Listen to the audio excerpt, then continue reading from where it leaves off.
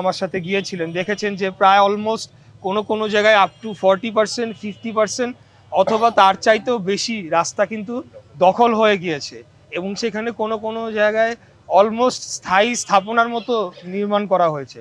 তো এই জিনিসগুলো আমরা পরবর্তীতে আইন শৃঙ্খলা বাহিনী, ডিসি ট্রাফিক এবং এখানে পুলিশ যে সংশ্লিষ্ট থানা রয়েছে তাদের সাথে আমরা মিটিং করব, এবং সিটি কর্পোরেশনের যে ম্যাজিস্ট্রেটরা রয়েছে, সম্পত্তি বিভাগ, তাদের কাছে আমরা বার্তাটি দিব যাতে তারা এখানে প্রয়োজনীয় ব্যবস্থা নিয়ে এখানে যে যানজটের ফলে জনগণের এখানে বসবাস করা দুর্বিষহ হয়ে পড়েছে, মানে একেবারে কোনোভাবেই চলাচলের উপযোগী নয়, এবং এটা দিনকে দিন আরও খারাপের দিকে যাচ্ছে পরিস্থিতি। তো আমার নির্বাচনী ইশতেহারের মধ্যে এখানে যানজট দূরকরণ একটা 1 নম্বর প্রায়োরিটিতে ছিল। তো আমরা জনগণের কাছে যে ওয়াদা করে এসেছি, আমার ভোটারদের কাছে যে ওয়াদা করে এসেছি, সেটার বাস্তবায়নের জন্য আজকে আমাদের এখানে আসা।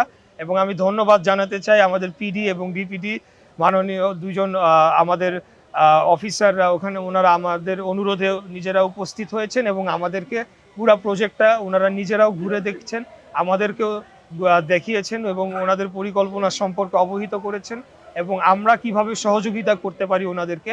বিশেষ করে এখানে যে দুই পাশে যে আমরা ধলাই খালের দুই পাশে যে মার্কেটগুলো রয়েছে, আমরা মার্কেট সমিতি যারা ব্যবসায়ী বৃন্দ তাদের সাথেও কথা বলবো, কারণ ওনাদের সহযোগিতাটা আমাদের প্রয়োজন যাতে আগামীতে আমরা রাস্তাঘাটটা সম্পূর্ণ উন্মুক্ত করে দিতে পারি।